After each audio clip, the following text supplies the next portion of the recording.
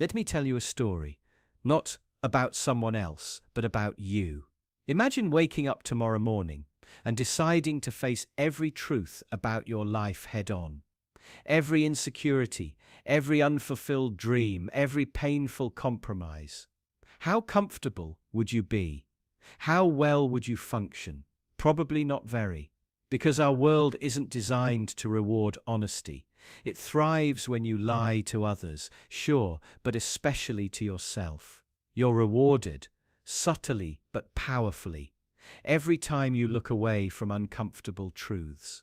Each time you reassure yourself that things are fine when they clearly aren't, the system reinforces your self-deception.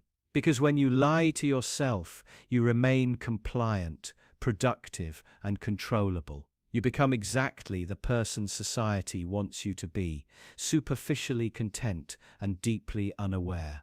Think about your career. You might reassure yourself daily that your job is fulfilling, even meaningful, despite mounting evidence to the contrary. You pretend the hours spent away from family, the endless stress, and the emotional toll are worth it, because acknowledging otherwise threatens your stability. Corporations reward your self-deception with raises, promotions, and empty praise. You're not encouraged to be honest.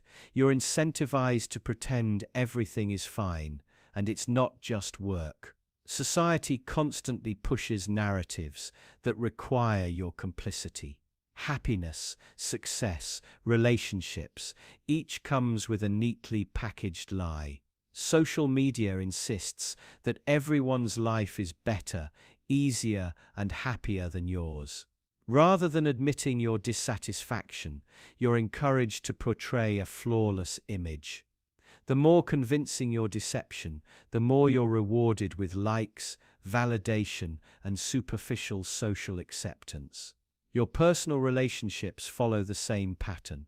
Maintaining friendships or family ties often demands ignoring uncomfortable truths. Conflict avoidance and emotional suppression are praised as maturity. You convince yourself that silence maintains harmony, when in reality it merely preserves illusions. Honest confrontation is discouraged. Dishonesty, carefully cloaked as politeness, is rewarded. Even deeper, consider your beliefs. Political and ideological systems don't thrive on honest introspection. They depend on loyalty. Questioning core beliefs is unsettling, risky, even dangerous. Easier to lie to yourself, to accept simple narratives that provide comfort. Your compliance is rewarded with belonging, acceptance, and identity. Self-deception binds you to ideologies that promise safety at the price of authenticity. But why are you so easily rewarded for lying to yourself? Because self-deception serves the powerful. It maintains social order and preserves existing hierarchies. People who lie to themselves are predictable, reliable, and easily manipulated. They consume endlessly, accept injustice passively, and rarely demand better. This pattern is disturbingly effective. Your brain itself rewards you for lying. Facing harsh truths triggers anxiety, fear, and stress. But self-deception, that releases dopamine, creating a comforting neurological loop. Your brain literally incentivizes you to ignore reality, rewarding avoidance with temporary peace, further embedding the habit of self-delusion. Yet, what's the ultimate cost of these comforting lies? Over time, the gap between your true self and the persona you project grows wider, leading to emotional numbness, disconnection, and a pervasive emptiness.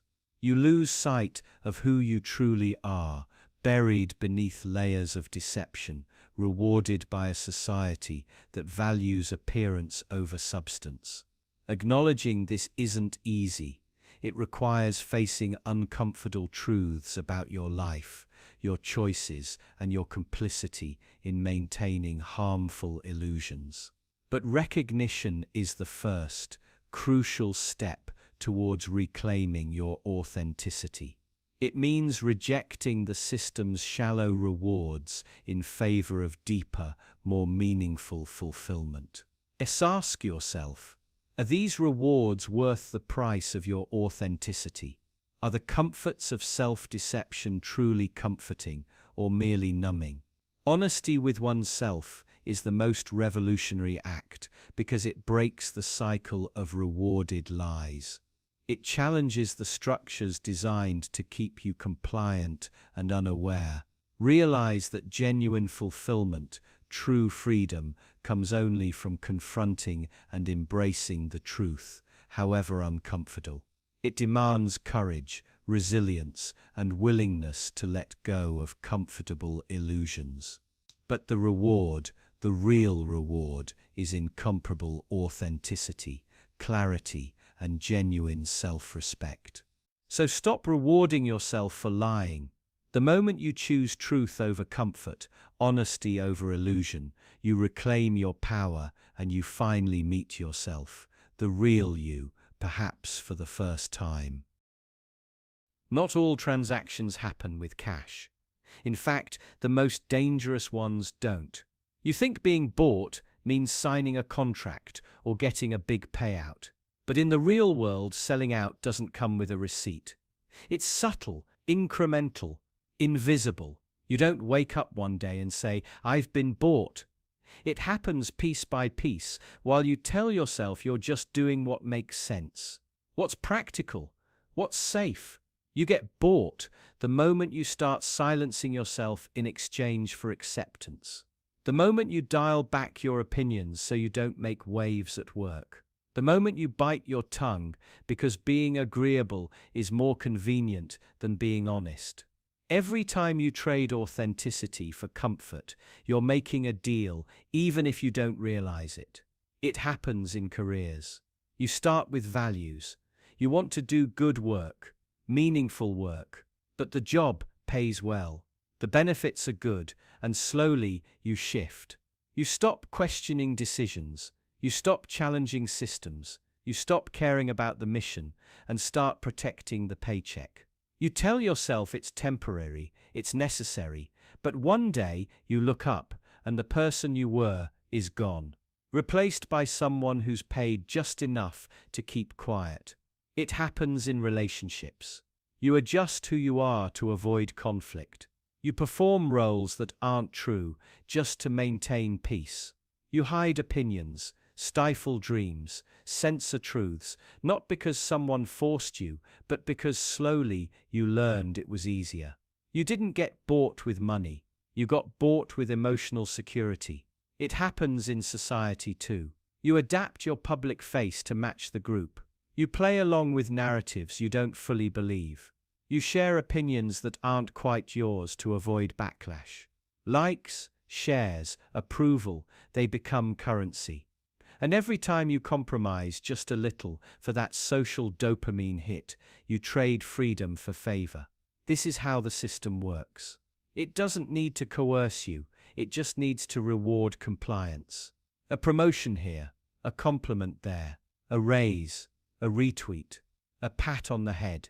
Tiny reinforcements that shape you more effectively than any threat ever could. And it's not just external rewards, your brain joins in. Every time you avoid conflict, you feel relief.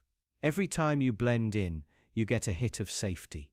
That emotional comfort becomes addictive. You don't need to be told what to do.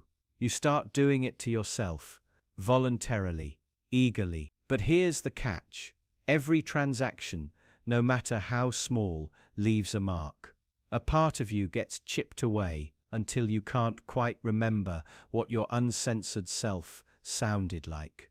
Until your beliefs aren't something you hold, they're something you've negotiated down. So ask yourself, what's your price? What would it take for you to trade truth for peace, conviction for comfort? If you're not careful, it won't be some big moment of selling out. it'll be 1,000 tiny compromises you never even noticed. This isn't a call for recklessness or defiance for its own sake. It's a call for awareness.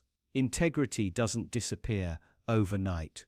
It gets worn down by convenience, shaped by fear, and bought by comfort. You can be bought without realizing it, but you can also wake up before the deal is done. Start paying attention. What are you trading? Who benefits? And what's it costing you to be accepted?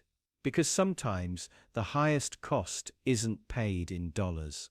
It's paid in silence, in surrender, and in the slow erosion of who you were meant to be. Imagine someone smiles at you, holds the door open, compliments your outfit, listens when you speak. You think, what a kind person. But what if I told you that kindness, more often than we're willing to admit, isn't rooted in compassion, but in fear? Fear of rejection, fear of conflict, fear of being seen as cruel, selfish, or different. See, we've been taught that kindness is a virtue, a sign of strength. But peel back the layers and something else begins to emerge, something less noble, something darker. Much of what we call kindness is simply an attempt to avoid danger, psychological danger, social danger, the danger of not being liked. It starts young.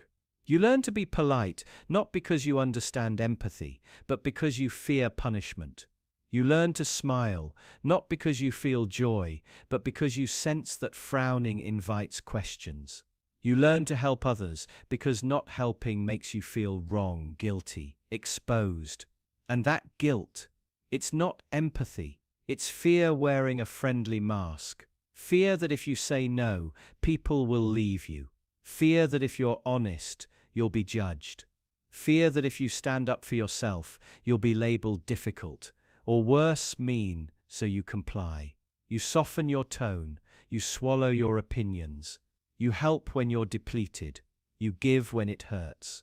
And all the while, you're praised for your kindness. But inside, you're slowly disappearing. Because what people are really praising isn't your virtue. It's your obedience, your reliability, your silence, your predictability.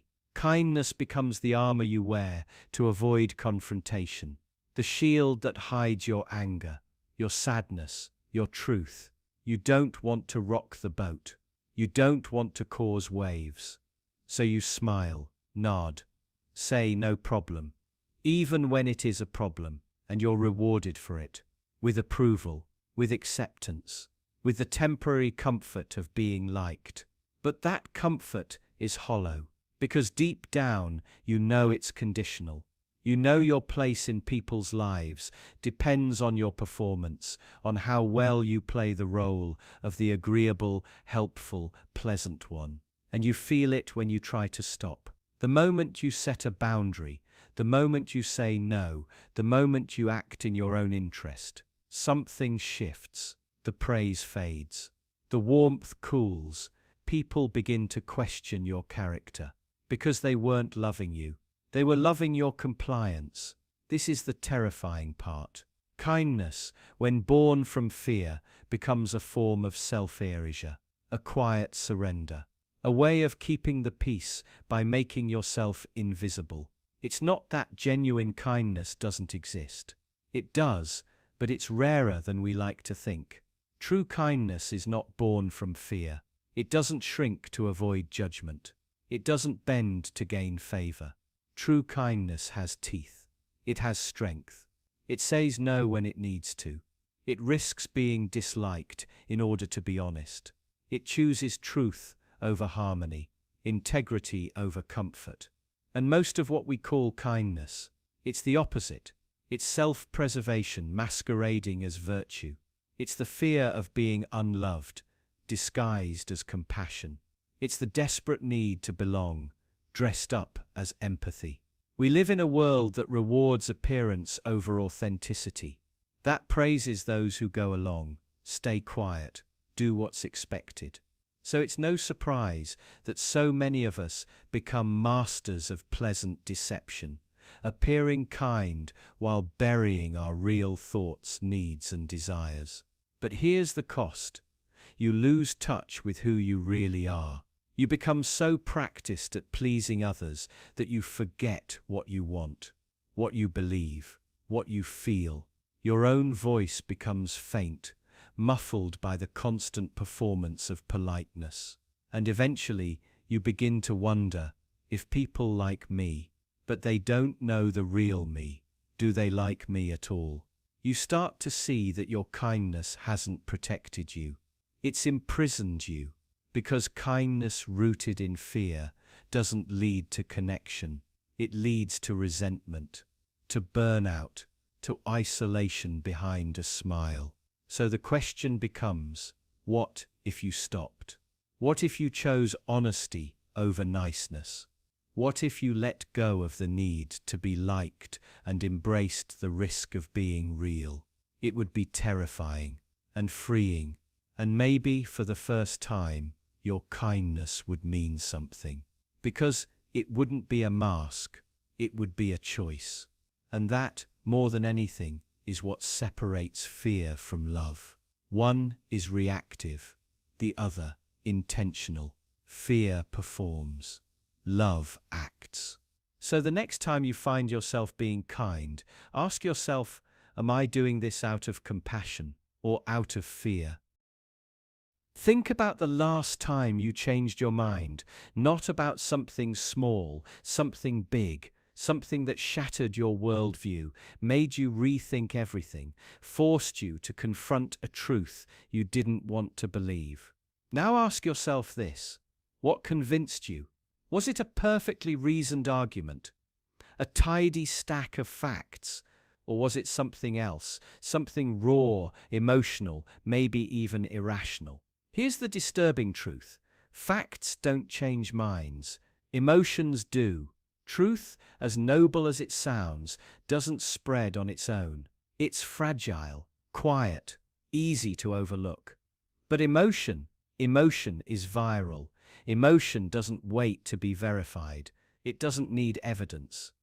It doesn't care about nuance. It just explodes, and it takes everything with it. This is why lies spread faster than truth, why propaganda works, why disinformation dominates the internet, because it's not about what's true, it's about what's felt, what triggers, what provokes. Our brains aren't designed to reward accuracy. They're designed to reward survival. And survival isn't about being right. It's about reacting fast. That's why fear, outrage, and tribalism hijack our attention. They activate our ancient instincts. Truth doesn't stand a chance in the face of a well-crafted emotional hook. You've seen it on social media, in politics, in the stories we tell. The most shared content isn't the most accurate. It's the most outrageous, the most heart-wrenching, the most infuriating. Algorithms aren't searching for truth. They're searching for engagement. They don't care if something is real. They care if it keeps you scrolling, clicking, sharing, and what keeps you hooked: emotion. This is why bad actors succeed, why manipulators rise. They don't need to be right. They just need to feel right. They craft narratives that bypass logic and sink directly into your nervous system. They make you angry, afraid, validated, and once you're emotionally hooked, the truth becomes irrelevant. We like to believe that if people just knew the facts, they'd see things clearly, that ignorance is the enemy. But ignorance is easy to fix. Emotional attachment, that's harder. Once someone feels a certain way, truth becomes an obstacle, not a solution. It threatens identity. It feels like an attack. And so truth dies.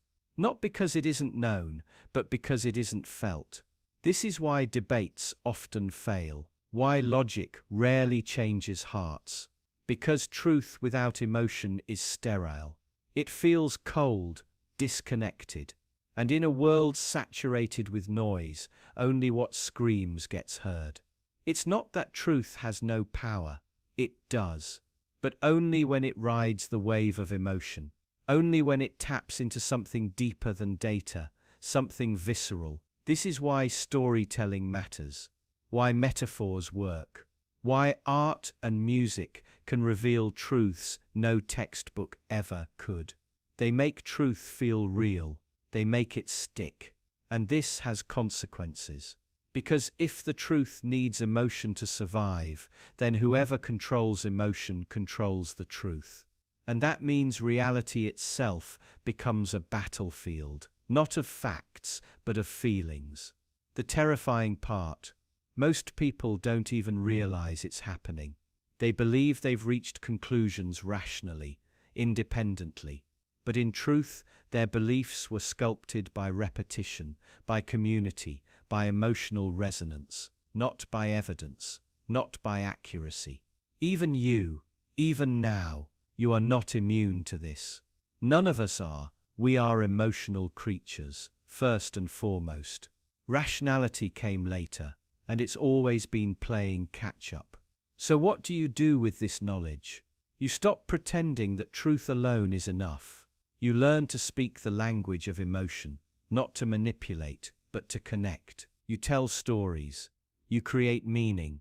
You wrap truth in feelings so it can finally breathe. Because if you don't, someone else will, and they'll use emotion to bury the truth instead. The truth doesn't spread. Emotion does. And if we don't understand that, if we don't learn to wield that, we will keep losing to those who already do. You've been lied to about reputation. You were told it reflects who you are, your integrity, your character, your truth. But here's the disturbing reality. Reputation isn't a mirror, it's a weapon. One that can be forged, manipulated, sharpened, and used against you without warning. Reputation isn't built on truth, it's built on perception. And perception is dangerously fragile. You could spend years cultivating kindness, honesty, and trust, but it only takes one whisper, one accusation, one well-placed lie to shatter it all. And the worst part? It doesn't even have to be true. In the court of public opinion, evidence is optional. Emotion wins. Outrage wins. The loudest voice in the room wins. That's why powerful people don't just protect their reputation, they weaponize it. They understand its value, not as a reflection of truth, but as a tool of control. Influence isn't just about being good, it's about being seen as good. And if you control the narrative, you control everything. This is how elites maintain their grip. They don't fear exposure. They fear losing the illusion.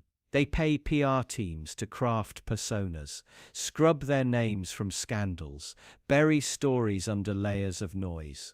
They trade reputation like currency, buying favor, silencing dissent, and rewriting history. Meanwhile, if you make a mistake, real or imagined, your reputation can be destroyed in seconds.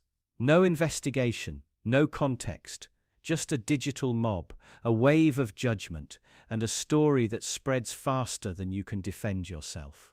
You were taught that reputation is earned, but often it's assigned, and it can be stolen, tarnished, or weaponized, regardless of who you really are. Think about social hierarchies. In school, in work, in politics. Reputation determines your access to opportunity, respect, safety. It shapes how you're treated long before your words are ever heard. People don't engage with your reality. They engage with your image. And those who understand this game use it to dominate.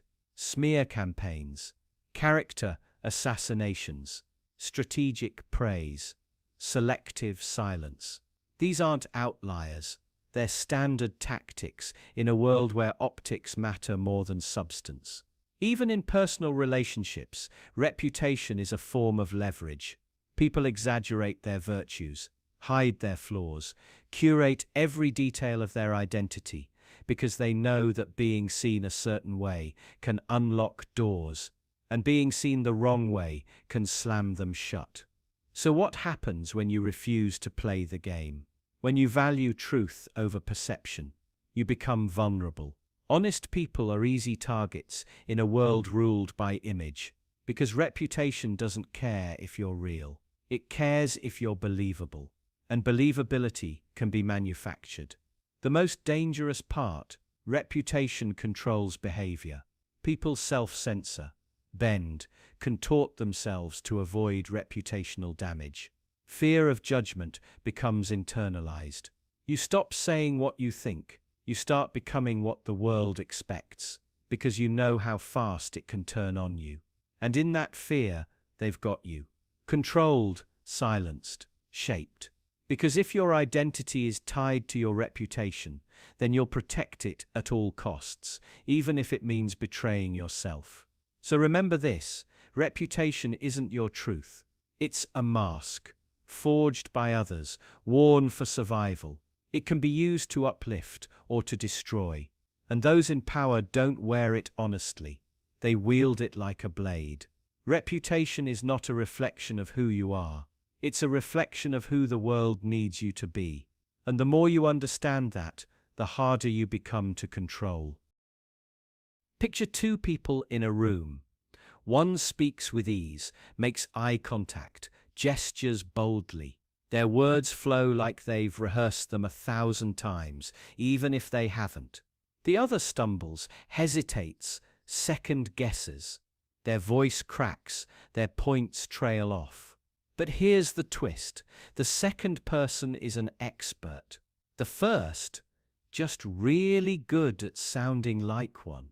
And yet, who do we believe? Confidence, not competence. That's the uncomfortable truth. We're wired to trust the person who looks like they know what they're doing, even if they don't. It's not about facts, it's about vibes. Authority is performed, not proven. And the world rewards those who play the part. Think about job interviews. The room isn't designed to test your ability to do the job.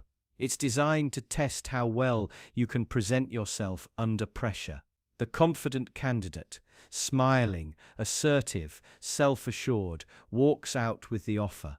The competent one, maybe awkward, maybe anxious, maybe honest about their limitations, walks out unemployed.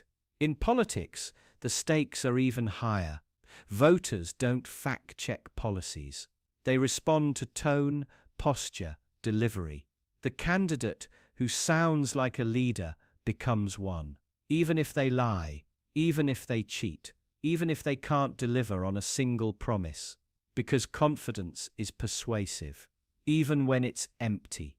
And this isn't a glitch in the system. It is the system.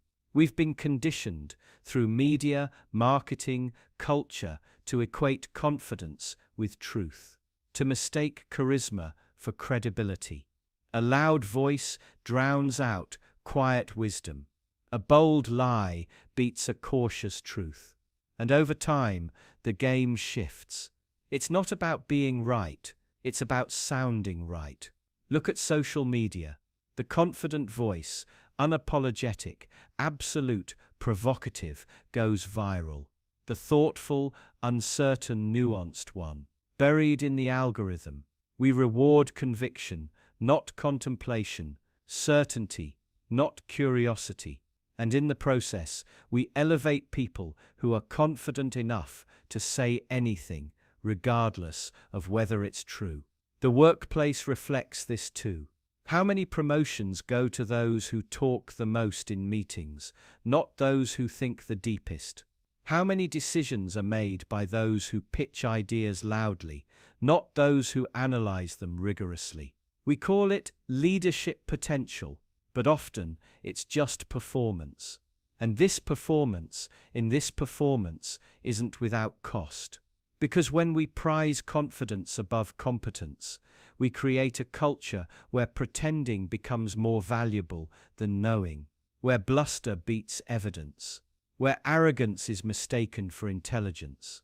And those who are cautious, reflective, self-critical, often the most competent of all, get sidelined, dismissed, ignored. It's worse than unfair. It's dangerous. Because confidence doesn't mean correctness. But once it's mistaken for it, the consequences multiply. Mistakes go unchallenged. Flaws go unnoticed. Harm goes unchecked. And those with actual skill are silenced under the roar of the self-assured. This isn't to say confidence is meaningless. It's powerful, necessary even. But it should be the result of competence, not a substitute for it. And we rarely stop to ask, is this person actually qualified, or do they just sound like they are? The sad irony: competent people are often less confident, not because they're less capable, but because they know more. They understand complexity. They grasp uncertainty. They know what they don't know. And that humility makes them hesitate. Meanwhile, the truly ignorant are often the loudest, their certainty unburdened by depth. This is the Dunning-Kruger effect in action. The less someone knows, the more confident they tend to be. And the more someone knows, the more aware they are of their limitations. But we reward the wrong end of that spectrum. So what do? We learn to question confidence. We dig deeper. We stop assuming that presence equals mastery. And we start listening for substance, not just style. Because if we don't, we'll keep choosing the loudest voice in the room, while the most capable one stays silent in the corner. Confidence is compelling, but competence is what actually holds the world together. We just have to start valuing it before it's too late. You followed the rules. You kept your head down. You did everything right, but slowly, almost imperceptibly, you began to disappear. Not physically, not at first, but in the meetings where your ideas are glossed over, in the relationships where your silence is mistaken for agreement, in the daily routines that feel more like scripts than choices. You vanish, not in one dramatic act, but in 1,000 tiny concessions. Because here's the cruel paradox: the more obedient you become, the less visible you are. We're taught from childhood that obedience is virtue. Follow the rules, be polite, wait your turn, don't question, don't resist. Good behavior is rewarded, or so they say. But over time, that reward becomes more abstract. Praise turns into expectation.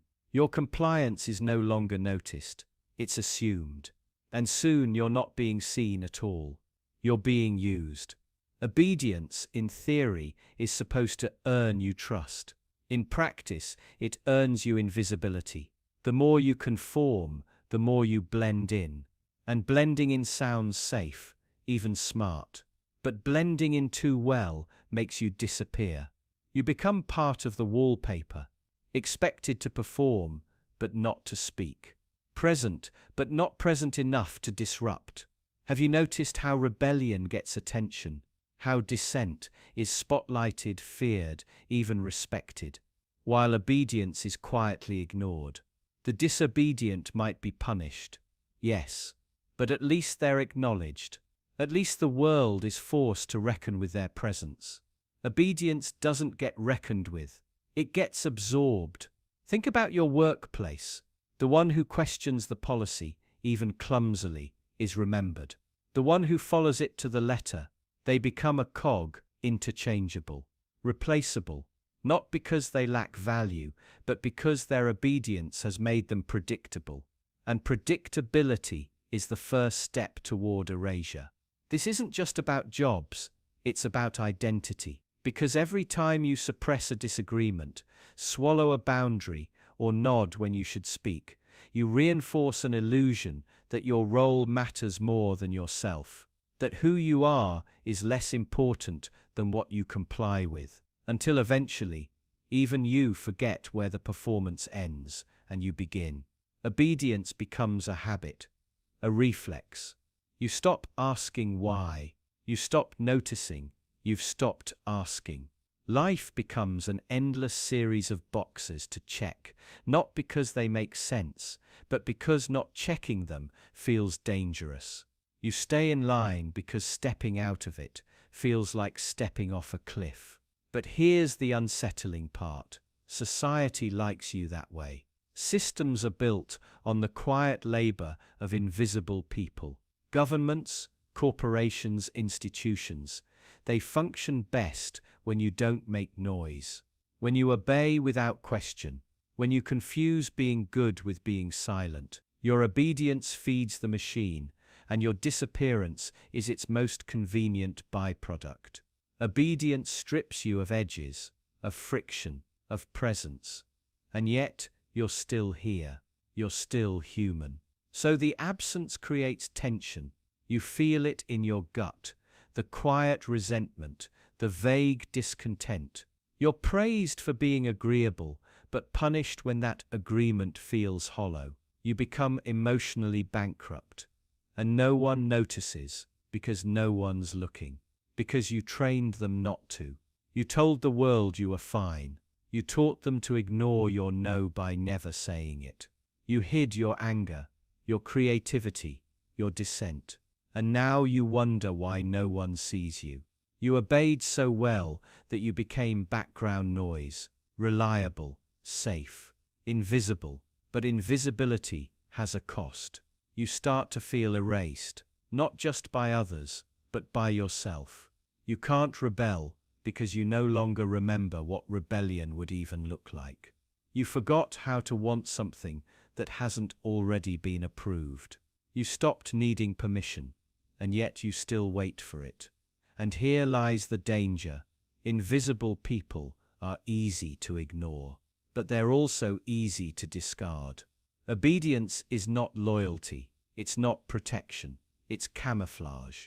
And when the system changes, when it no longer needs you, your compliance doesn't save you. It only ensures that your exit is silent. To be seen, truly seen, requires risk. It requires contradiction, disruption, honesty. You must be willing to say no, to be disliked, to confuse those who've come to rely on your compliance. Visibility isn't given to the obedient. It's claimed by the defiant. The more you obey, the less you're seen. And if you want to be seen, really seen, you'll have to stop disappearing on purpose. You'll have to remember that silence isn't safety, that being good isn't the same as being whole, that obedience is not identity, because the world doesn't need more invisible people.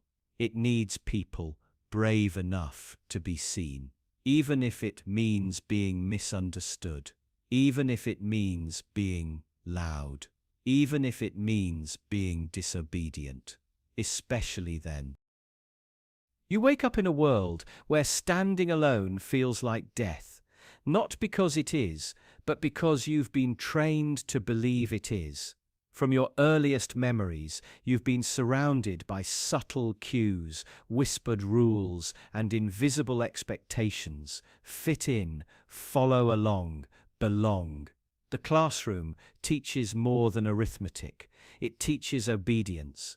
The playground teaches more than games. It teaches hierarchy. Every institution, every structure, every social script carries the same underlying command: don't stand out. And whatever you do, don't stand alone. Because standing alone means exposure, vulnerability, rejection. And rejection, in the human psyche, registers like a physical wound. You're wired to fear it. Because in evolutionary terms, exile was once a death sentence. Our ancestors didn't survive alone in the wild. They survived in groups, by conforming, by belonging. That deep fear of social rejection didn't vanish with civilization. It simply evolved. Now it hides in boardrooms, classrooms, family dinners. It whispers through likes, comments, and follows. It punishes you quietly every time you dare to deviate. The punishment isn't always direct. No, it's subtler than that. You get passed over, ignored, left out of the joke, the meeting, the invitation. A chill sets in, not from the weather, but from the silence that follows non-conformity. That silence is engineered. It's there to nudge you back into the fold, to teach you that being right means nothing. If you're alone, that your truth, no matter how clear, is dangerous without a crowd to echo it.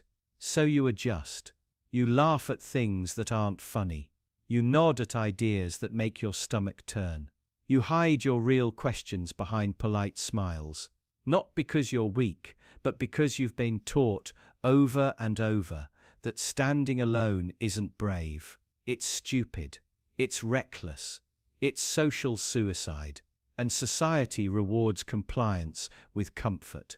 Fitting in comes with perks, validation, approval, opportunity. Challenge the narrative, and suddenly those perks disappear. That promotion, gone. That friend group, drifting. That family support, conditional. You start to see the strings, tied not to your performance or your character, but to your compliance, to your willingness to keep quiet and stay small. But here's the cruel twist. The more you conform, the more invisible you become. Your edges blur. Your voice weakens. You become another interchangeable part in a machine that only values you when you stop questioning. Standing alone feels terrifying. But losing yourself, that happens quietly, gradually, and it's even more dangerous. Consider the whistleblowers, the activists, the artists, the revolutionaries. They all had one thing in common. They stood alone, first, before the applause, before the movements, before history rewrote them as heroes. They were outcasts, ridiculed, ostracized, alone, and many of them broke under the weight of it, because society doesn't just fear dissent, it crucifies it. And yet, something miraculous happens when you resist the fear. When you let yourself be seen fully, despite the risk, you become real. You become undeniable. You stop trading authenticity for acceptance. And in that brutal honesty, something rare emerges: clarity, power, freedom. But make no mistake, standing alone still hurts. It's lonely, it's raw, it strips away the illusion of safety. It forces you to confront who you are without the masks.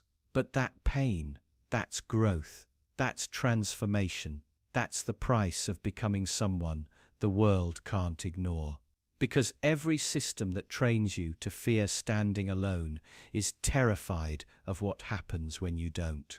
So ask yourself, what would change if you stopped fearing solitude? What truth would you speak? What life would you live? What part of yourself would finally come alive? You've been trained to believe that loneliness is failure. But maybe it's the first step toward freedom. Maybe the real danger isn't in standing alone. Maybe it's in never standing at all. Imagine you're standing at the edge of a vast desert, and someone hands you a map. It's beautifully detailed, full of landmarks, directions, safe paths. You feel relieved, confident, even.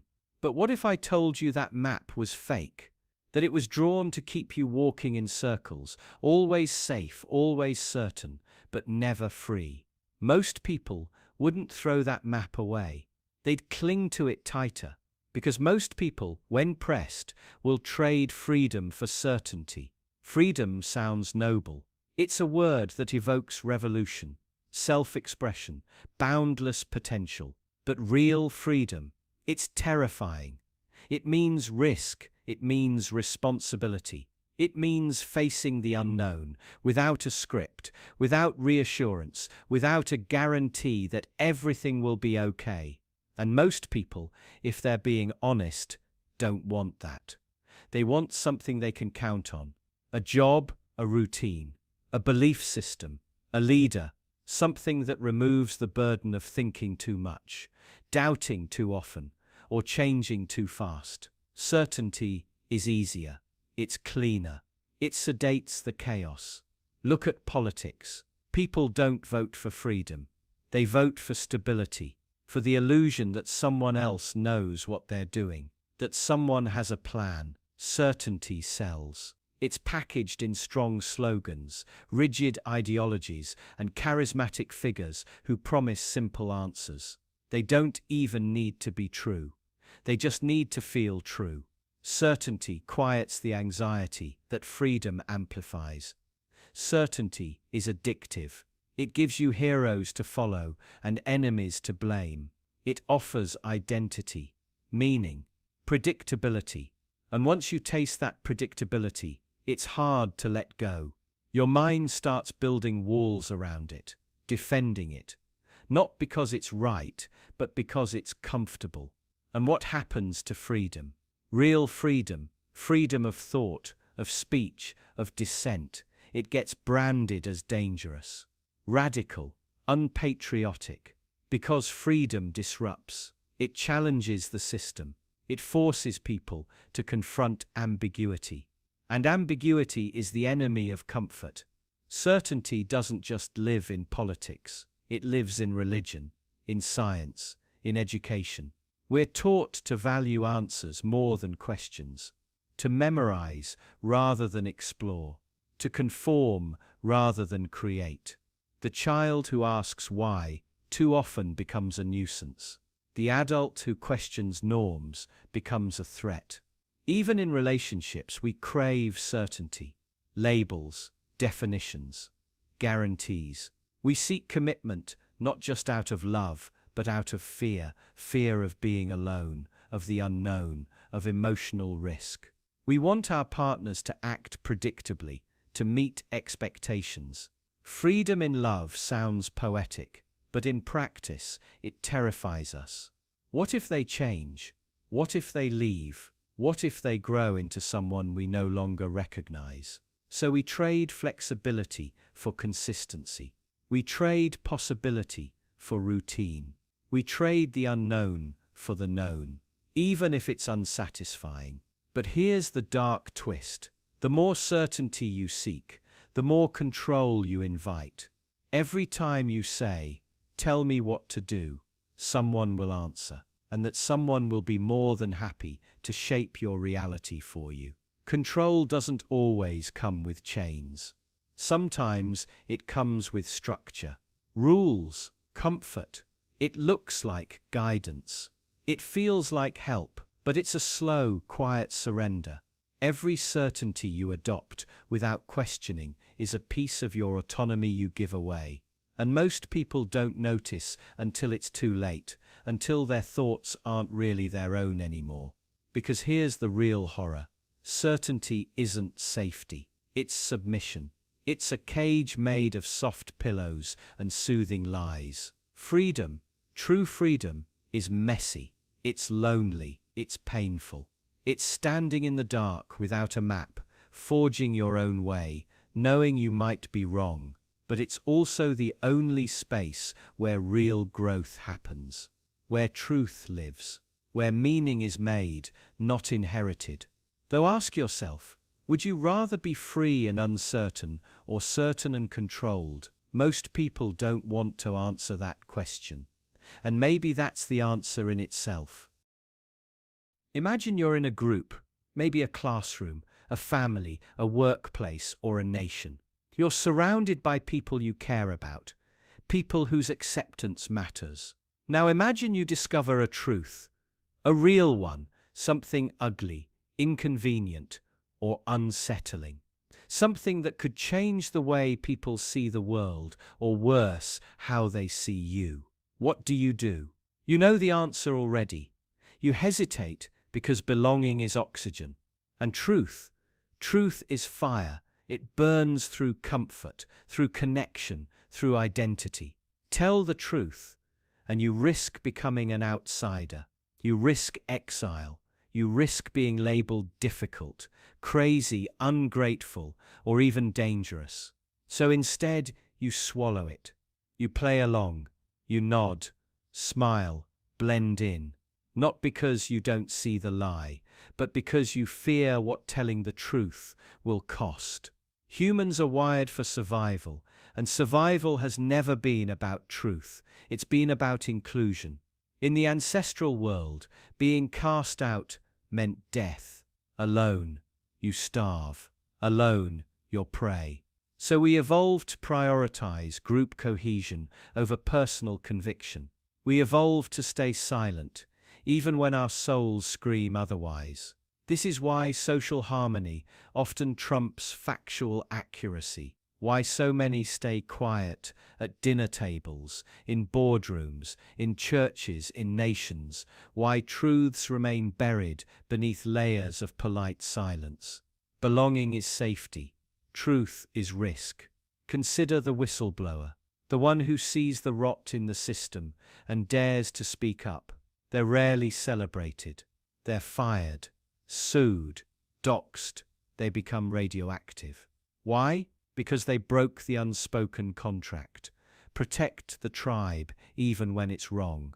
The same is true in personal relationships. You see a friend self-destructing, a partner lying, a sibling drowning in denial. You know the truth. But you also know what saying it might do.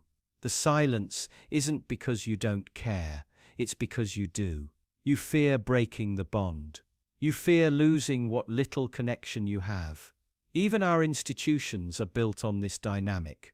Political parties, religions, corporations, they reward loyalty, not honesty. The truth is welcomed only if it aligns with the agenda. If it doesn't, it's a threat, a virus, an act of betrayal. Ask yourself, when was the last time you told a hard truth and were rewarded for it? When was the last time you challenged a comfortable lie and felt embraced for it? Now ask, how many times have you lied, subtly, quietly, by omission, just to keep the peace? This isn't cowardice, it's instinct, it's strategy, it's the invisible price we pay for community. And it's why most belief systems, no matter how flawed, survive. Not because they are true, but because they offer identity. They offer belonging. They tell you who you are, where you fit, and who your enemies are. Rejecting them means becoming unmoored, adrift in a world where certainty vanishes and community dissolves. Belief binds us. Truth divides us. That's the paradox. So we lie. Not always overtly, not even consciously. But we adopt half-truths. We ignore contradictions. We pretend. Because the pain of exile outweighs the relief of honesty. But here's the real cost. The longer we choose belonging over truth, the more our inner world fractures. The more we betray ourselves to be accepted by others. And over time, we lose the ability to even recognize what's real. We become hollow echoes of the people we might have been. And yet, we continue. Because to tell the truth, in a world that values loyalty more than integrity, to live authentically in a culture that punishes dissent, is to choose loneliness, to choose discomfort, to risk everything. Still, somewhere inside you, the truth waits. It watches, it whispers, not because it wants to destroy you, but because it wants to set you free. And one day, maybe, you'll decide the cost of silence is greater than the cost of exile. That belonging built on lies isn't belonging at all. And in that moment, when you finally speak, everything will change. You may lose the group, but you'll gain yourself. And sometimes, that's the only truth that matters. Imagine a man standing at the edge of a golden opportunity. He has the connections, the charisma, and just enough competence to make it big. But there's a catch. To cross that final threshold, to secure the deal, win the promotion, dominate the market, he needs to look the other way, just once. Just long enough to let something unfair, unethical, or outright harmful slip through unchallenged. And he does, not because he's evil, but because that's how the world rewards success. Not with honor, but with plausible deniability. Success often requires moral blindness, not in theory, but in practice. Not in grand, villainous acts, but in small, silent omissions. Think about the workplace. High performers aren't always the most ethical, they're the most adaptable. The ones who can nod politely through a discriminatory joke in a boardroom, who can cut a corner if it pleases a client, who can let a lie go uncorrected if the lie is profitable. It's not that they don't see the problem, it's that seeing it, really seeing it, would make action inevitable. And action comes with consequences. Moral vision comes with a price. And in the world of success, price matters more than principle. You've seen it before, maybe in your own life. A manager promotes someone who plays politics better than they perform. A company celebrates record profits while quietly slashing benefits. An influencer preaches authenticity while masking every insecurity behind a filter. The more visibly successful someone becomes, the more blind spots they must cultivate. Not because they don't care, but because success demands it. Because seeing too much is dangerous. To climb higher, you have to ignore the bodies beneath you, the underpaid labor, the emotional toll, the exploited trust, and most importantly, your own discomfort. That quiet, persistent voice in your head that whispers, "This isn't right." But the world doesn't reward that voice. It punishes it. That voice gets you labeled difficult, ungrateful, unprofessional.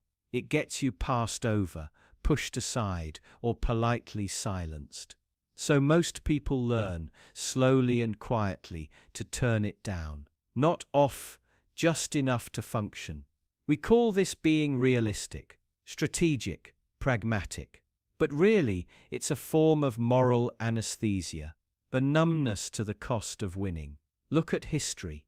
The titans of industry, the political giants, the icons of innovation. How many succeeded without stepping on someone, without suppressing inconvenient truths, without denying the suffering their actions caused?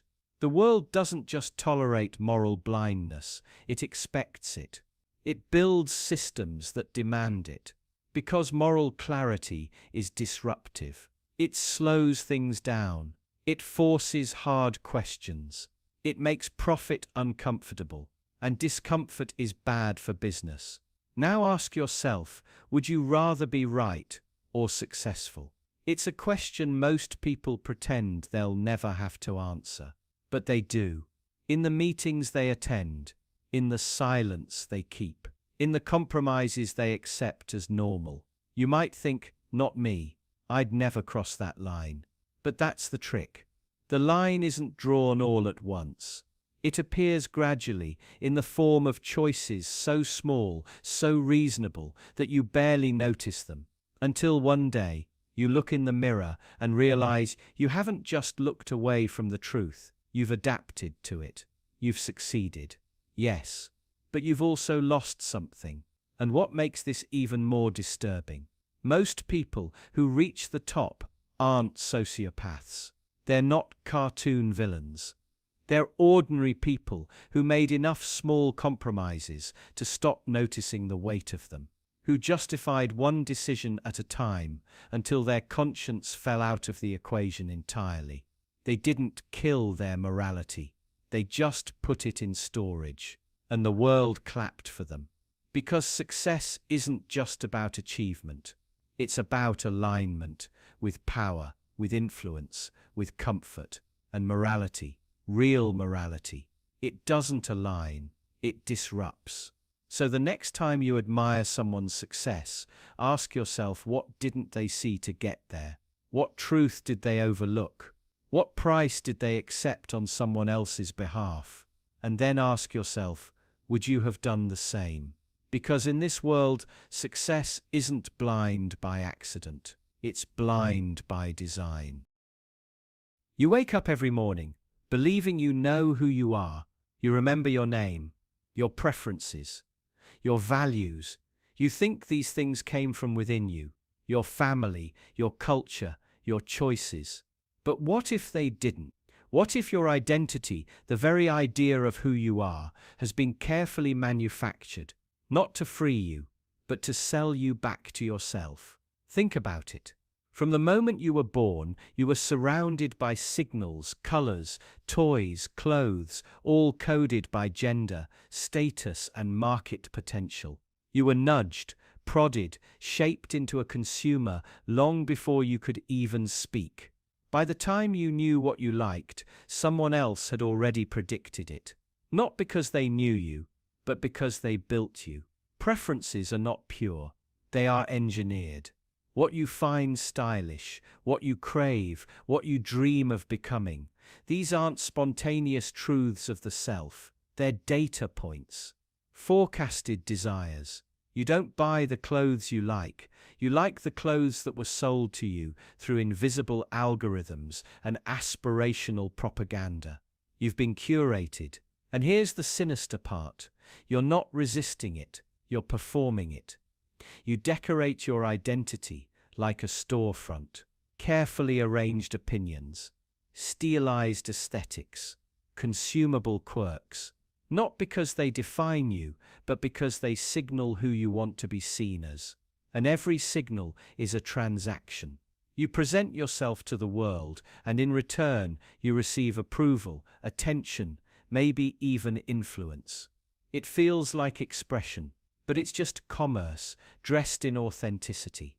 Instagram knows your face, Spotify knows your mood, Amazon knows your weakness, TikTok knows your loneliness.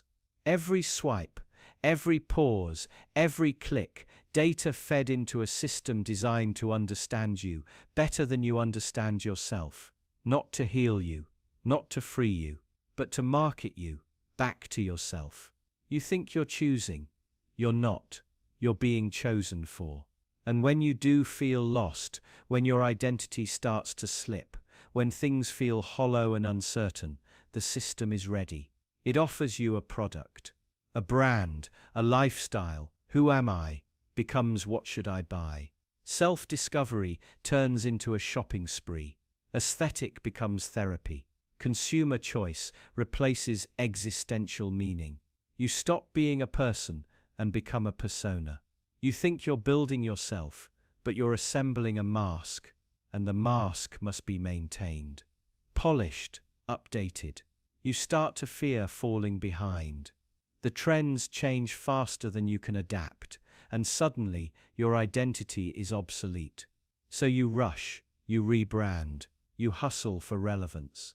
But it never ends, because the system isn't offering you wholeness, it's offering you perpetual inadequacy. That's how it works. If you felt complete, you wouldn't need to consume. If you felt seen, you wouldn't need to perform. So the system makes sure you never quite arrive, just close enough to chase, but never close enough to rest. Even rebellion has been monetized. You think you're resisting the mainstream by choosing the alternative, the edgy, the underground. But that too is a market. That too is a brand. Your rage, your irony, your darkness. It all has a SKU number. Your defiance is being sold in bulk. You can dye your hair, pierce your face, quote Nietzsche, or scream into the void. But if the algorithm can predict it, it can package it. And if it can package it, it can sell it to you, through you. Your identity is no longer something you discover. It's something you subscribe to. So ask yourself, when you say, "This is who I am," whose voice are you echoing? Is it your parents, your peers, the influencers you follow, the brands you wear, the platforms you trust? Or is it something quieter, deeper, something that doesn't fit neatly into a demographic box? You won't find that answer in a comment section or a product catalog. You won't unlock it with a purchase or a performance. You'll find it in silence, in solitude, in the moments when you stop trying to be anything at all. Because the truth is disturbing, but freeing. Your identity was built to be sold back to you. But you don't have to keep buying. You've heard the phrase, silence speaks volumes. But what if silence isn't just communication? What if it's protection? Your last line of defense. Imagine a child in a volatile home. A slammed door means danger. Raised voices mean threat. That child learns quickly. Stay quiet, stay small, stay unnoticed. Words can trigger rage, questions can provoke violence, so they become experts in silence. Not because they have nothing to say, but because speaking can be deadly. That instinct doesn't vanish in adulthood. It matures, it evolves. Silence becomes more than survival. It becomes strategy. In toxic workplaces, silence keeps you employed. You see favoritism, exploitation, incompetence. You grit your teeth, you smile, you nod. Because speaking up would mean risking the only thing keeping your life from unraveling. The paycheck, the reputation, the fragile social ecosystem where rocking the boat gets you thrown overboard. So you hold your tongue, not out of cowardice, but calculation. In authoritarian regimes, silence is the only safe language. Ask the wrong question, post the wrong comment, support the wrong cause, and you disappear. Sometimes literally. Families learn to speak in codes. Friends censor themselves mid-sentence. Neighbors glance over shoulders before whispering what they really think. Here, silence isn't avoidance, it's armor. Even in relationships, silence is survival. You know the kind when your partner's love feels conditional, where your honesty always seems to backfire. You stop sharing dreams, fears, truths. Not because they don't matter, but because revealing them means exposure, vulnerability, another wound.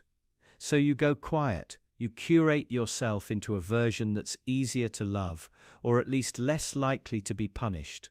And here's the most disturbing part. Society rewards you for this silence.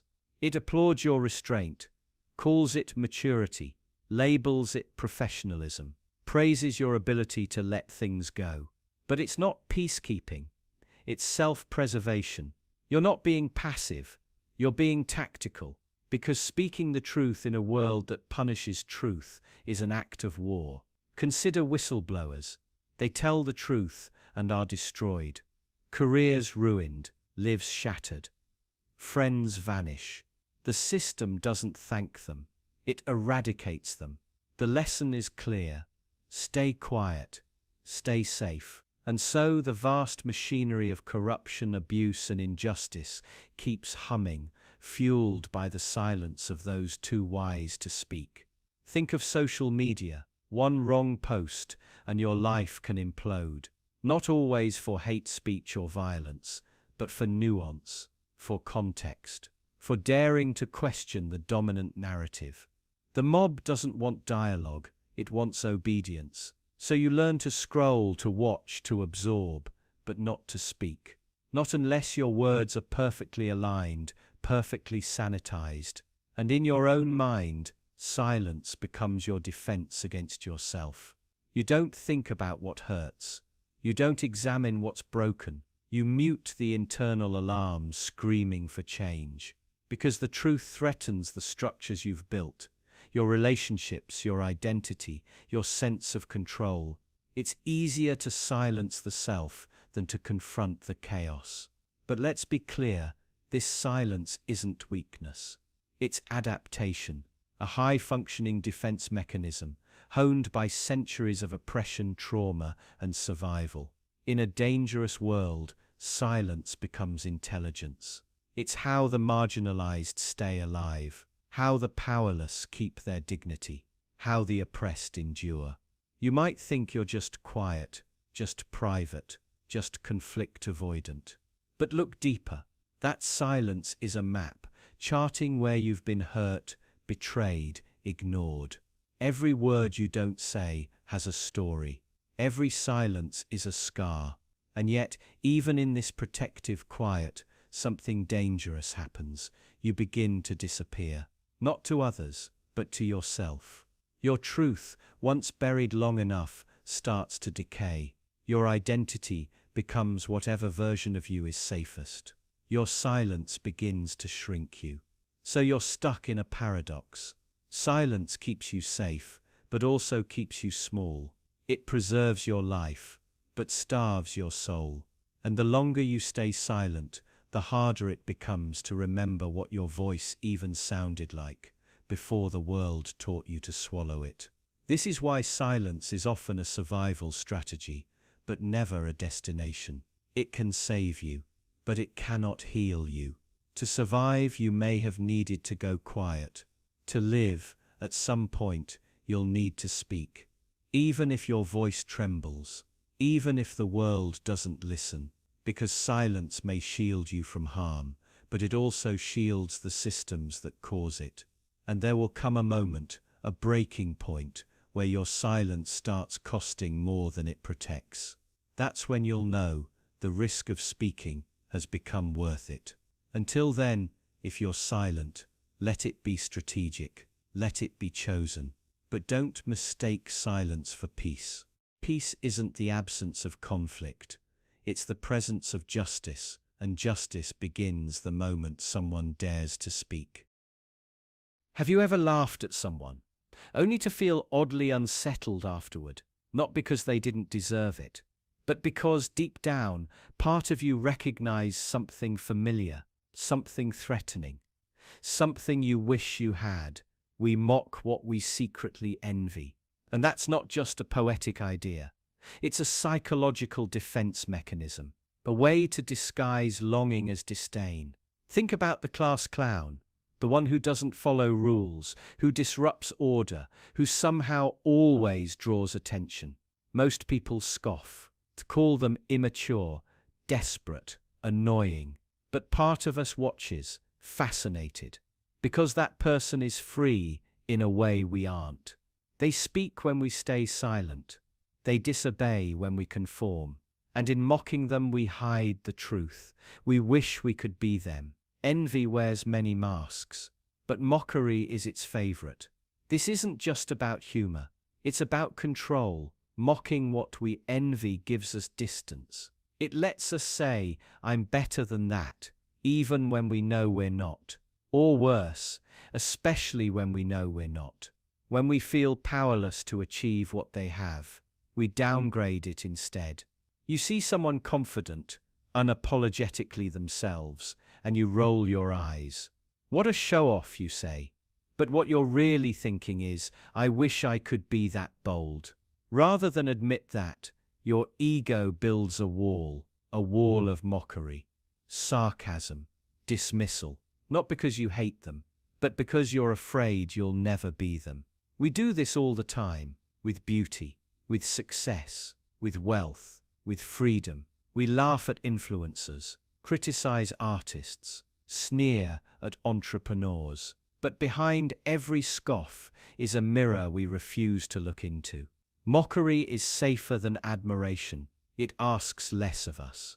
Admiration forces vulnerability. It admits we lack something, that we want something, that we're not complete. But mockery, it flips the script, makes the other person the fool, turns their power into our punchline. And the more we mock, the deeper we bury the truth. This doesn't mean everyone we mock deserves admiration. Some people are truly ridiculous. But ask yourself, why do certain people get under your skin more than others? Why does their confidence feel like an insult? Why does their success feel like a threat? Because you've convinced yourself that what they have is impossible for you. So instead of trying, you attack. But here's where it gets darker. The more we mock, the more we reinforce our own prison.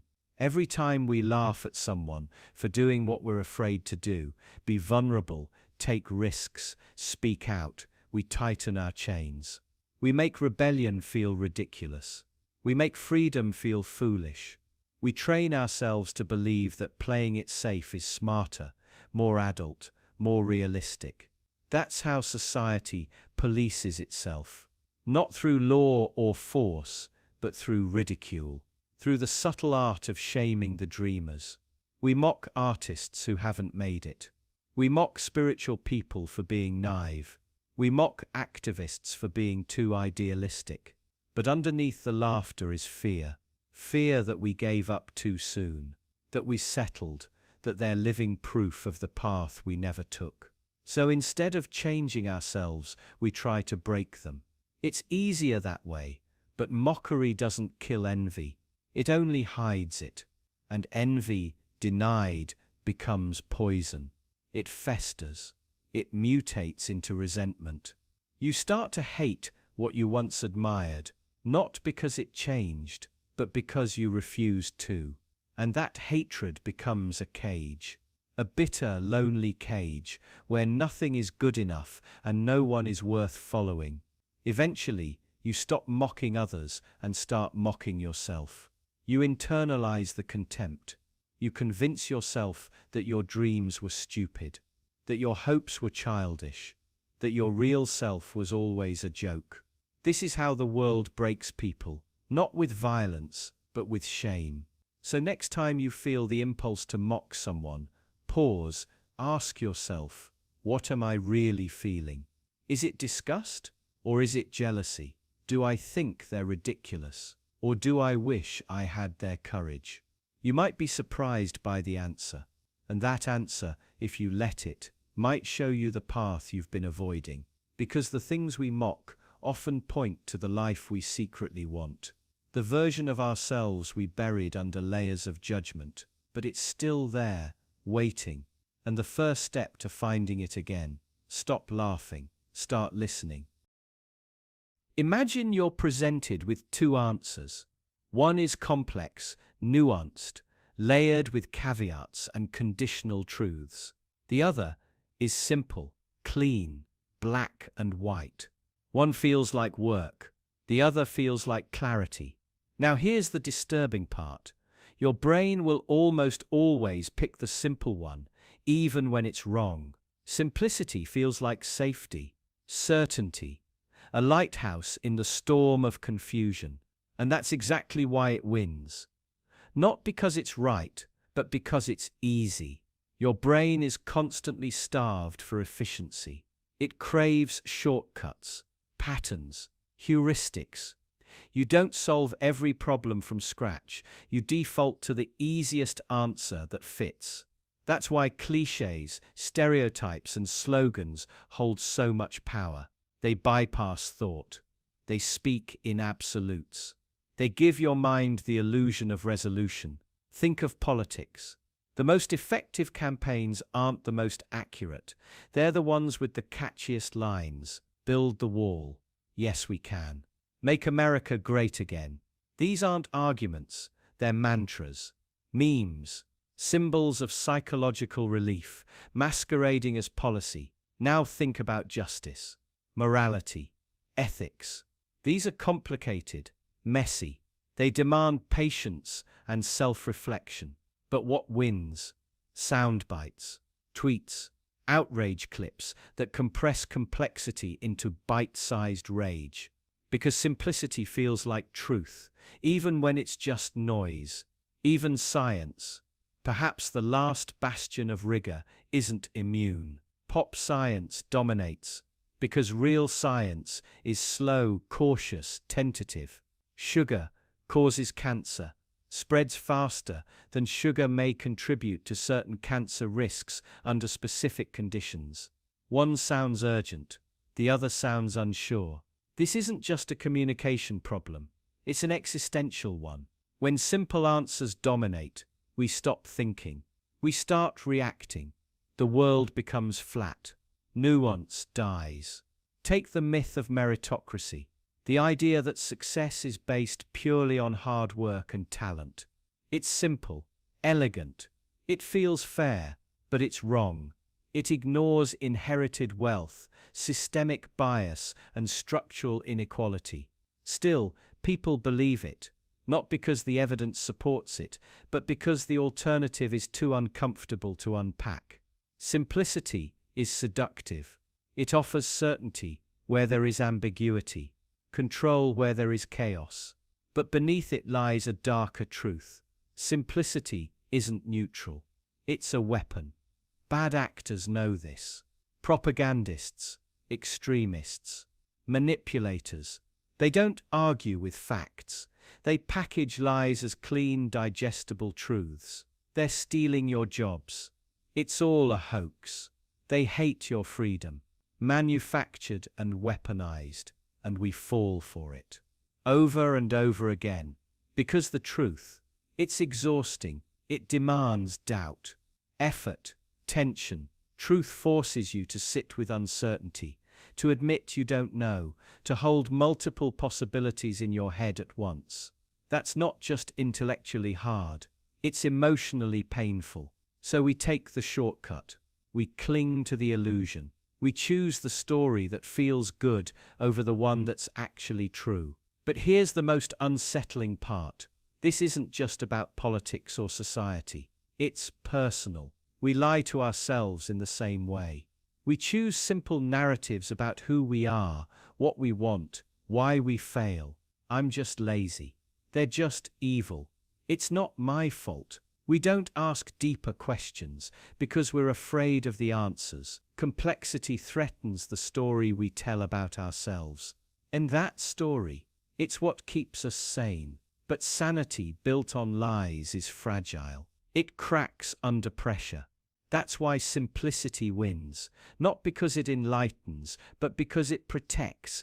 And in a world increasingly optimized for speed, for volume, for mass consumption, the truth becomes a casualty of comfort. So the next time something feels obvious, immediate, absolute, ask yourself, is it true or is it just simple?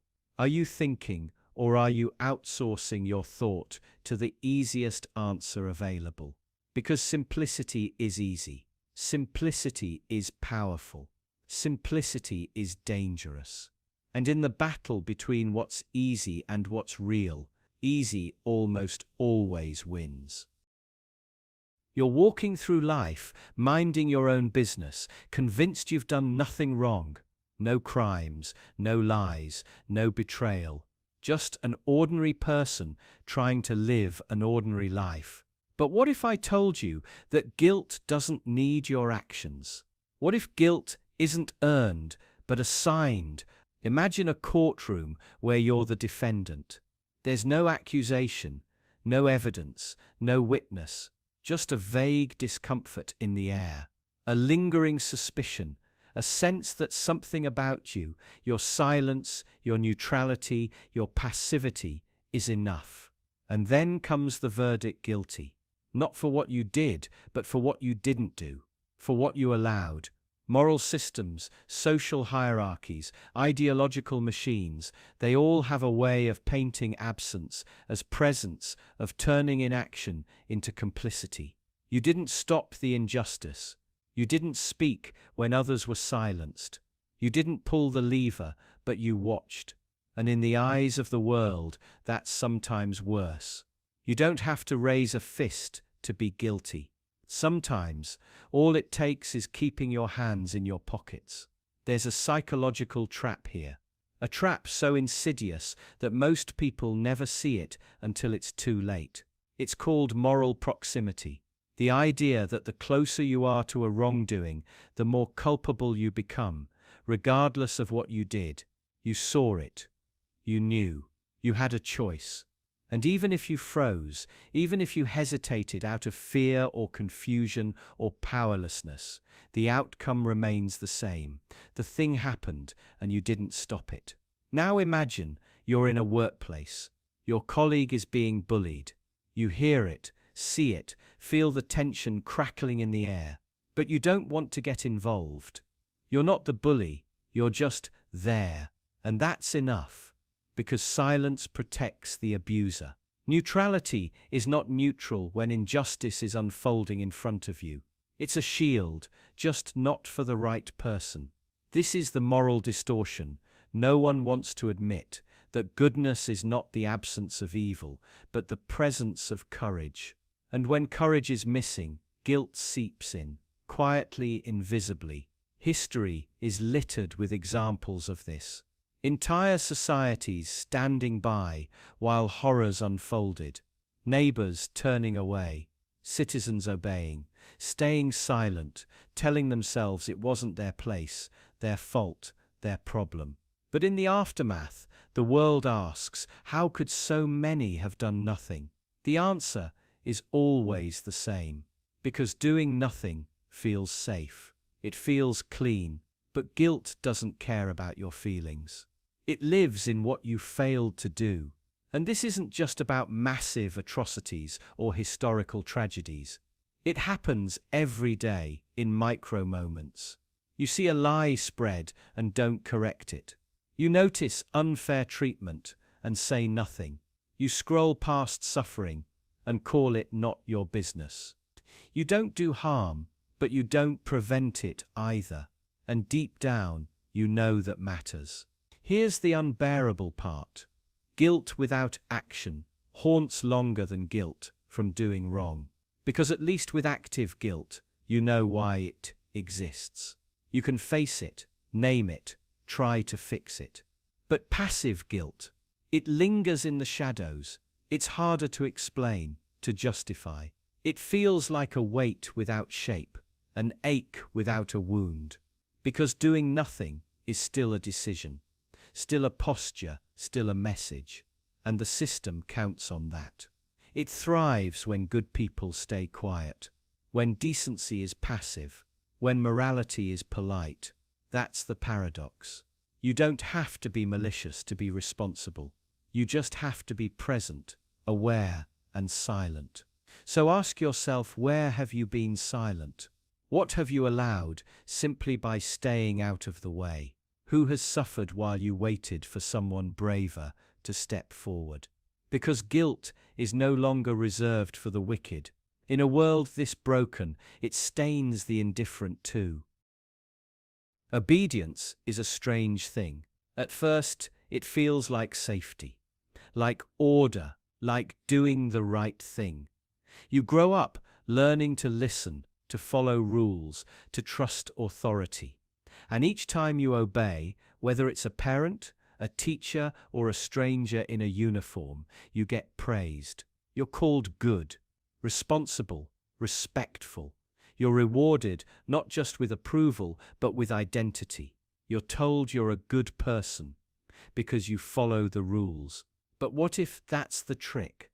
What if obedience isn't virtue at all, but conditioning? Imagine this: a man in a lab coat tells you to shock someone.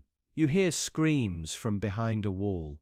Each time the dial turns up, more voltage, more pain. And every time you hesitate, the man reassures you. It's necessary, he says. You must continue.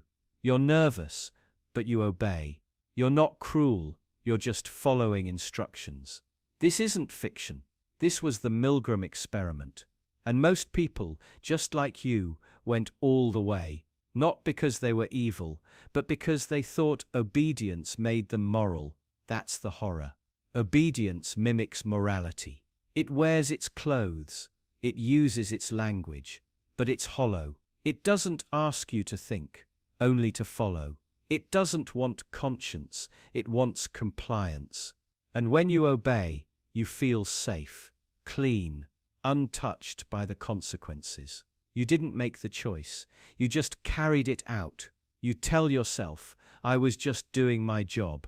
I was just following orders. And that right there is how the worst things in history happen.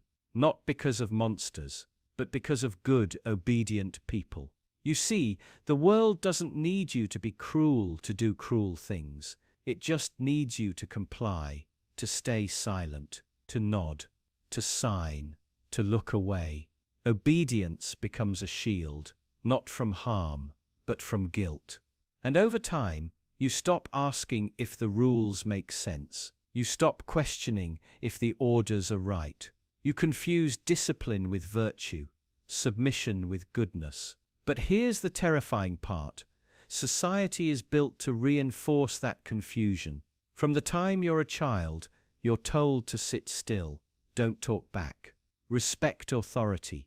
You're trained not to think critically, but to respond obediently. And the more obedient you are, the more you're celebrated. The straight-A student. Obedient, the model employee. Obedient, the ideal citizen. Obedient, Virtue, you're told, is following the script. And so when a system becomes corrupt, when authority becomes unjust, you're unequipped to respond.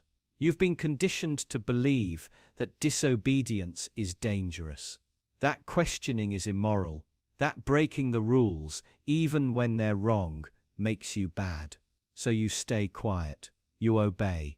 And deep down, it still feels like virtue, because disobedience is uncomfortable, it's uncertain. It forces you to rely on your own judgment. And that's terrifying. It's much easier to believe someone else knows best, that the rules exist for a reason, that it's not your job to decide what's right, only to follow. But obedience is never neutral. It either upholds justice or enables injustice. And the line between the two is rarely marked in bold. Most of the time, it's subtle. A small lie at work, a silent witness in the face of cruelty, a form you sign without reading, a policy you enforce without question. Tiny acts, each one easy to justify, each one praised as responsible, each one obedient, and each one carries a cost, because every act of obedience, when unexamined, has the potential to serve something dark, something dishonest, something dangerous. And the worst part, you'll feel proud of yourself for doing it. Because obedience doesn't just feel like virtue. It hijacks your moral compass. It replaces inner conviction with external approval. It teaches you to equate goodness with compliance, conscience with conformity. But real virtue, true moral courage, looks very different. It questions. It resists. It chooses not to follow when following causes harm, and often it's punished. Because obedience keeps the machine running, disobedience threatens to break it. So the next time you're praised for being a good follower, pause, ask yourself, who benefits from your obedience? What are you upholding, and what might happen if you stopped? Because virtue isn't about doing what you're told, it's about knowing when not to. You're not punished for being unaware. You're rewarded. That might sound backwards, like ignorance should carry consequences. But in this world, ignorance is incentivized. Act like everything's fine, and people leave you alone. Ask too many questions, and suddenly you're the problem. You're difficult, paranoid, negative. Why? Because awareness threatens the script. It disrupts the rhythm of a society that only functions when most people are asleep with their eyes open. You get rewarded for staying unaware in 1,000 small ways. At work, the unaware employee is praised for being easygoing, agreeable, non-confrontational. They don't ask why the workload keeps increasing, but the pay stays the same. They don't question the mission, the metrics, the meaningless meetings. They smile, they nod, they comply. Stability, approval, the illusion of safety. Meanwhile, the one who questions the system gets labeled a liability. Even if they're right, especially if they're right, the system doesn't like awareness. Awareness spreads, it's contagious. It makes others uncomfortable. And nothing kills efficiency faster than discomfort. So you're trained, gradually, to stop noticing, to filter out the noise, to numb yourself to contradictions. That's not just survival, it's strategy. In relationships, ignorance plays a similar role, for overlooking the lies, for pretending that everything's fine.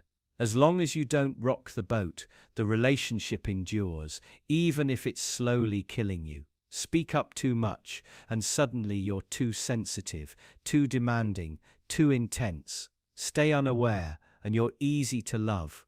Do you see the pattern? Unawareness becomes a kind of social lubricant. It keeps things smooth, tolerable, palatable. But there's a cost, your integrity.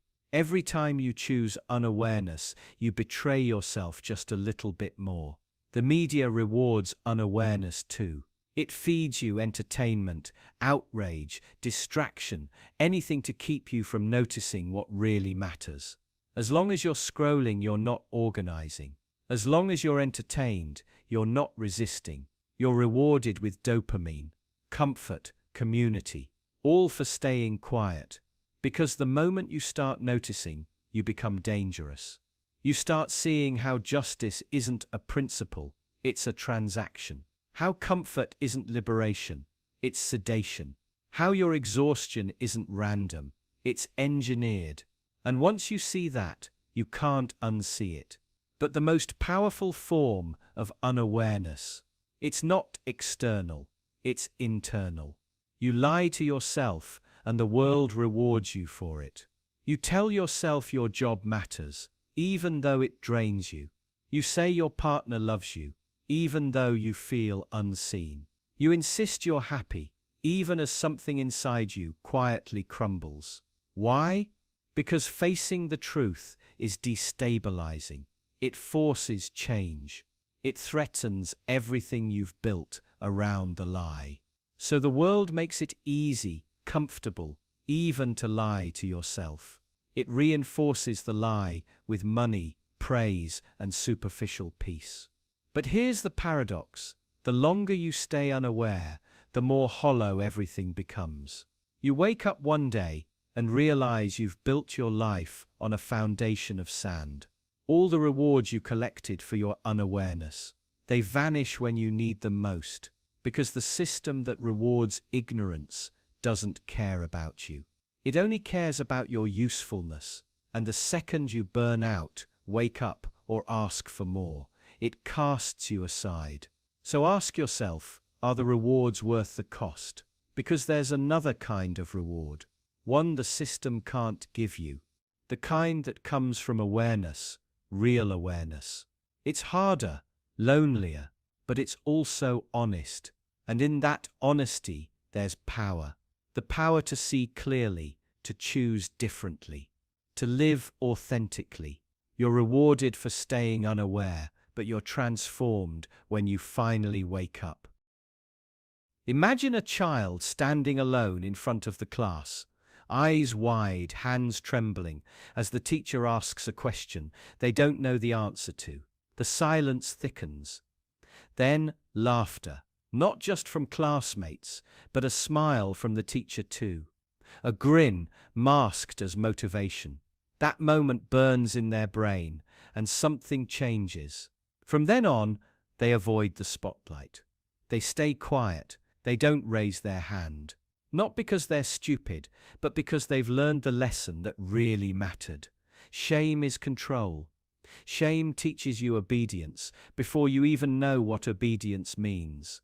It punishes visibility. It conditions you to self-monitor, to shrink, to hide your flaws before anyone else can expose them. And once that lesson lands, it doesn't leave. It becomes a reflex, a survival instinct, a leash. This isn't accidental. Shame is built into the foundations of how societies function. It polices behavior without requiring laws. It enforces norms without the need for violence. The beauty of shame as a tool of mass control is that it doesn't need guards or prisons. It turns your own mind into the warden. Religious institutions understood this early. The idea of sin, of moral failure, has always been enforced, not just through rules, but through shame. Shame for your thoughts. Shame for your desires. Shame for your body. By embedding guilt into your identity. Religion didn't need to surveil you constantly. You'd do it yourself. You'd confess. You'd repent. You'd conform. Now look at modern culture. It may seem secular, progressive, even liberated, but shame didn't disappear. It evolved. Today, it's aesthetic, social, digital. You're shamed for your appearance, your success, your failure, your opinions. Every aspect of your identity becomes a potential source of embarrassment. Shame's reach is now total. Social media amplifies it exponentially. Algorithms thrive on outrage. Viral shame spreads faster than any plague. One mistake, one misstep, and your life can be reduced to a meme, mocked, dissected, and permanently etched into public memory. You're not just punished, you're humiliated. Not corrected, but erased. But why does it work so well? Because humans are social creatures. Your sense of identity is rooted in how others see you. Shame hijacks that mechanism. It makes you terrified of exclusion, of being cast out of the tribe. And so you conform, not because you believe, but because you're afraid. Afraid of being laughed at. Afraid of being labeled. Afraid of being alone. This is where shame becomes indistinguishable from power. It turns culture into a surveillance machine. It ensures the majority regulate themselves, while punishing the outliers. Deviance becomes dangerous, not because it's wrong, but because it's visible. And visibility, under the regime of shame, is vulnerability. The truly chilling part is how early it begins. Children are praised when they conform, and shamed when they deviate. Crying too much. Shame, acting out. Shame, asking too many questions. Shame, by adulthood, the lesson is fully absorbed. Fit in or pay the price. The system doesn't have to threaten you. It just has to make you ashamed. And so people stay quiet. They lie about who they are. They contort themselves to fit in, swallowing dissent, muting their pain, silencing their instincts. Not because they lack courage, but because shame has taught them that survival depends on invisibility. Governments understand this too. The most effective censorship isn't bans, it's stigma. Label a belief as fringe, radical, dangerous, and watch people abandon it, not out of disagreement, but out of fear. Not of punishment, but of humiliation. When shame is deployed politically, it delegitimizes without debate, and corporations, they've mastered shame for profit. They sell you beauty products by first convincing you you're ugly. They sell you self-help books by convincing you you're broken. Every ad whispers the same message: you are not enough, but you could be if you just bought this. It works because the wound is already there. Shame has already cracked you open.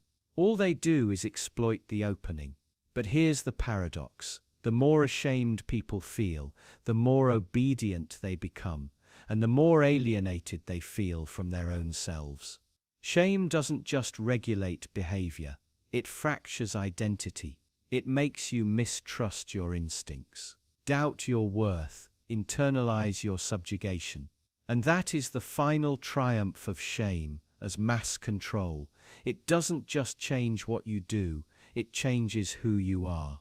So the question becomes, how do you escape? You don't resist shame by pretending it doesn't affect you. You resist it by seeing it, by recognizing it for what it is, not a moral compass but a mechanism of control. You reclaim power by refusing to be humiliated by your humanity, by remembering that imperfection isn't shameful, it's inevitable, because shame only controls you as long as you believe it defines you. The moment you realize it was never yours to carry, that it was placed on you, shaped for you, taught to you, you begin to become dangerous. Not because you're shameless, but because you're free. You walk into a room and someone offers you two doors. Behind the first? Safety, predictability, comfort. A world where nothing ever really goes wrong, and even if it does, someone else takes care of it. Behind the second? Freedom, real freedom.